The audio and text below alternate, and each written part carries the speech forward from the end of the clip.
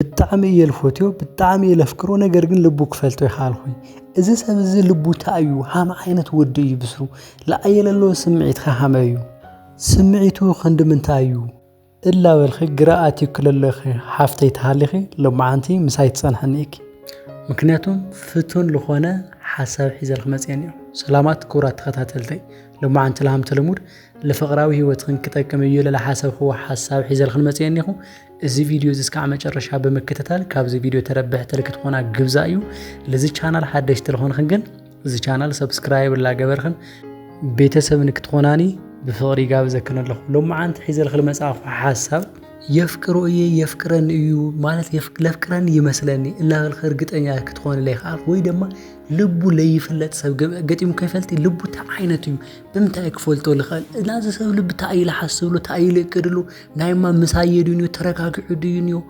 እላ በልኺ ትችገርተልህ ነገር ግን መፍትሕ ለይብሉ ነገር ይለ ብርግጽ ሓደ ፈጣሪ ብቻ እዩ ናይ ወዲ ሰብ ልብ ክመርመር ልኻል ነገር ግን መላምልት ካብ ልኾኖ ካብ ልኽተሎ ካብ ልናገሩ ካብ ልንቀሳቀሱ እንቅስቃሴ ተኸትልህ ግን ናልቡ ነገር ናይ ምፍላት ዓቕምኒክ ብፍላይ ድማ ፍቅረኛ ክንድሕር ኮይኑ መጻመድ ክንድሕር ኮይኑ ምሳኸ ልነበር ዓይነት ወድ እንድሕር ኮይኑ በመዓልቲ ብልትገብርዮ እንቅስቃሴ ናይዝ ወድ ልብ ምቁጽጻርን ምፍላጥን ሃምልካል አነ ክነግረክ ይደሊ እትና መጀመሪያ ነገር ልቡ እንድሕር ትፈልጥዮ ደሊኺ ገብርዮ ዝግበክ ነገር ክነግረክ እትና መጀመሪያ ነገር ቅልል በለ ጥፋት አጥፊ ማለት በጣም ቢግ ዲል ለይኾን ወይ ድማ ኔክስት አይቀሊደየ በቃ ይቅርታ እትብልዩ ለሆነ ጥፋት ፕራንክ ምናምን ለሆነ ጥፋት በቃ ሊትራሊ ጥፋት ለሆነ ነገር ግን ከዕዘበካየ ኢልክ ክትናገር ይተለኺ ለይድብር ለሆነ ጥፋት አጥፊ ምክንያቱም ለምንታይ መሰልኪ ናይ ወድ ሰብ ትክክለኛ ማንነት ትክክለኛ ውሽጡ ዘሎ ወይ ደሞ እቲ ትክክለኛ ፐርሰናሊቲው ልግለጽ በጣም ከናደርተሎ ወይ ደሞ ከሐዝንተሎ ወይ ከፈኦተሎ እዚ ትክክለኛ ማንነት ይሆን ከዚ ስኽም ሳኽለሎ ሄኖክ ኮን ይኸል ያሬድ ኮን ይኸል አበበ ኮን ይኸል በቃ ሳምበዲ ምሳኽ ኮን ይኸል እዚ ሰብ እዚ ግን እስኺ ፍቅር ስለልትብዮ ደስተኛ ስለልትገብርዮ ስለልትንከባኸብዮ እዚ ትክክለኛ ማንነቱ ክትፈልጣ ይትኸል ምክንያቱም ኮምፎርት ዞን ነው ምክንያቱም አምቹ ባይታ እዩ ተረዲኪ ትፈልጥ ዲኺ አንበሳ አብ ገዛ ክንድሕራዕ ይኽዮ እስከ ዓለይ ጠመ እስከ ዓለይ ቸገሮ እስከ ዓለይ ኸፍኦ ድረስ እዚ አንበሳ በቃ ልክ ኸምናይ ገዛ እንስሳ ኮይኑ ትሪት ልገብረኪ አብል ጠመዮ አብል ተቸገረ ግን እዚ ትክክለኛ ናውሽቱ አውሬነት ወይ ደማ እቲ ትክክለኛ ናበረኻ ፍጥረት መዃኑ ሽዑትር እዩ ምክንያቱም ክጠመዮ ተሎ ሃሜ ሃምልጮ ወይ ምህዳን ደስ ክብሎ ተሎ ሃሜ አግሬሲቭ ሃምልኾን አስናኑ ሃሜ ሓርቀምቀም ሃምለብሎ ወይ ድማ አጻፍሩ ሃሜ ሃምልጾም ትሪዩ ይኸ ለምንታይ ለሆነ ጸገም ስለል ተፈጠረ ማለት እዩ ልክ ሃሙ ናውሽጡ ማንነት ክግለጽ እንድሕር ትደሊ ሆን ቅልል በለ ሲምፕሊ በቃ ላሽ ክባሃል ወይ ደሞ ከሐልፎ ለኸል አይነት ጥፋት አጥፈሞ አዛት ታይም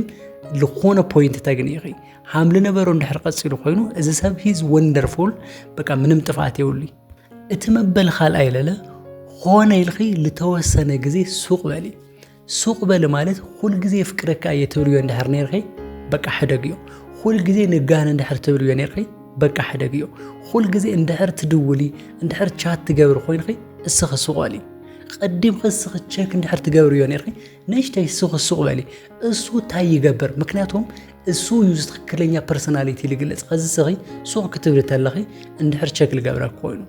ወይ ደማ ትሪት እንድሕር ልገብረክ ኮይኑ ናፊቀኪ እንድሕር ልብለክ ኮይኑ እዚ ሰብ እዚ ውሽጡና ባዕሉ ዚ ፊዚካሊ ምሳኽ ለመላለስ ማንነቱ ክትፈልጥዮ ይገብረክሎ ማለት እዩ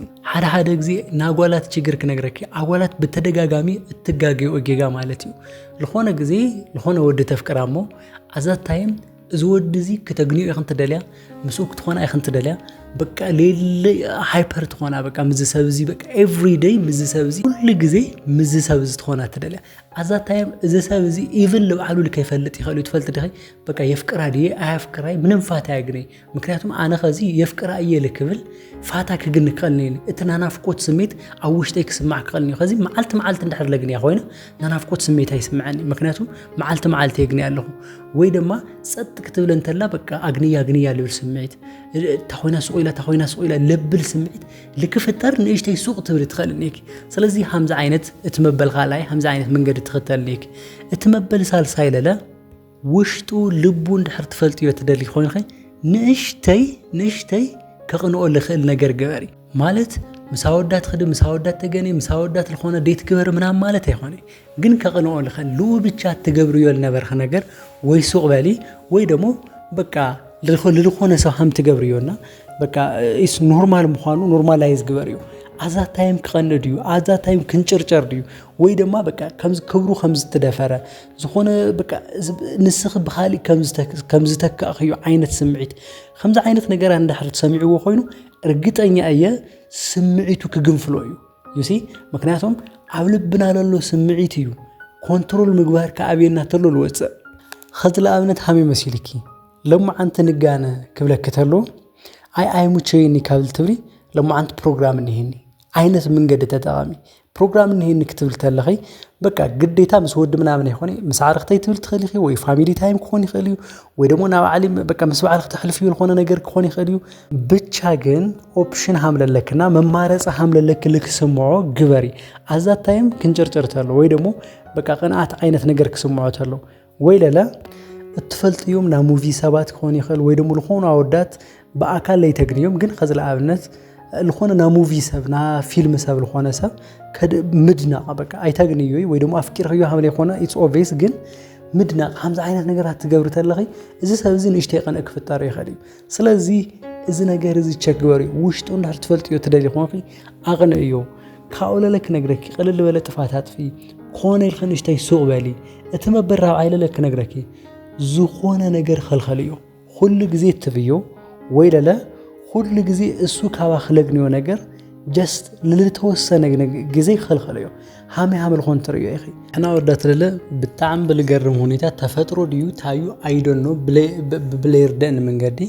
ለተኸልኸልናዮ ነገር በጣምና እንደል ለተኸልኸልናዮ ነገር ለቅንና ነገር በጣምና እንደል አይ ቲንክ ከመስለን ተሎ ቅናት ከፍቅር ይድምንጭ ትክክለኛ ፍቅር ለሐዞ ሰብ ብቻ አይቀን ለኻል ወይ ደሞ ቅናት ለባህል ነገር ከንጸባርቆ ለኻል እና ናቹራሊ ለለ ጓላት ወይ ደሞ አዋልድ ፋሽን ዲኸን ለኾነ ሁሉ ነገር ኸን ምልኩዕ ነገር እዩ ልረአ ነገር እዩ ወይ ደሞ ተሰሳዓሉ ነገር እዩ you know ከዚ ወዲ መልኩዕ ምናምን አይባል ጅግንነቱ ወይ ደሞ ጠንካራነቱ ወይ ታታሪነቱ አም ፕሮቫይድና ምግባር ሐሙ ምናምን እዩ በይ ኻሊ ነገሩ አይረይ ጓል ውበት አይረዩ አረማመዳ አይረዩ ከለራ አይረዩ ጸጉራ አይረዩ you know እዚ ነገር ዝለለ የቀነዩ which means ብዙ መንገድ እዚ ሐደሰብ ውሽጡ ትፈልጥዮ ትኸሊ እተና መጨረሻና እት በጣም ፐርፌክት ለሆነ ነገር ከነግረኪ ኢፍ ቶፒክ ተፈልጥሮ ወይ ደማ ተዝኸውን ልባሃል ወጋህ ተዝኸውን ማለት ሃመ መስልኪ አኔ ሰኻይ ተተፈላሊና ህይወት ሃመ ይሆን ተተፈላሊና ኸ ታይ መስለከ ሃመ ትሆን ኢልኻ ወጋህ ተፈልጥሮ ሃምዚ ልክተውዩ ተለኺ እዚ ትክክለኛ ፐርሰናሊቲ ልክትፈልጥዮ ይሕግዘክ እዝና ውሽጡ ማንነት ልከውጽኦ ትደፋፈዩ ለኺ ኢፍ ቶፒክ ማለት ተልኾንኻ ሓዛ ሓደ ጓላት ኣነ ተሞይ ተባ ተምርዓ ዲኻ ኢለን ጥያ ጓላት ነው ኣነ ሃምዝ ተተፈላሊና ተምርዓ ዲኻ ወይ ለለ ኣነ ቺት ተገይረ ታይ ትገብር ትኾን ስኻ ተሓድገነ ዲኻ ወይስ ታይ ትገብር ሃምዝ ዓይነት ወቅታት ጨዋታታት ትፈልጥ ዲኻ እዚኦም ነገራት በተለይ በተደጋጋሚ ብልጠያ ኸዮ ቁጥሪ ራንደም ወይ ደሞ ድንገት ልምልሰልክ መልስኒ ቀትለክ እያ ካባሁ ውጭማ ሃመገራ ሃምዝ ኮንከል ምናምን ነገር ላበለ ምስ ሪአክሽኑ ልነግረክ ነገር ነው ስለዚህ ሃምዛ አይነት ወግዕታት ወይ ደማ ና ሓንት ጓል ታሪክ ፍጥረ ቢል ከተነግርዮሞ በቃ ታይ ጀጅ ሃምል ገብር ታይ ሃምል ፈርድ ንክትፈልጥ ምግባሪ ነው sometimes እውቀትና አይደንቲቲና እዩ እንፈልጦ ነገር ኢና ንመላለሰሉ خذ أنا لأقوالات للني عمله خطأ أيو أبلع ጓል لكخونن لكيخون لنجبرني سلازي إذا جرز رأيو إذا جرز تخطات عليه مكناتهم بزوج جزء حدا ودات مسحواتهم مساقوالات حواتهم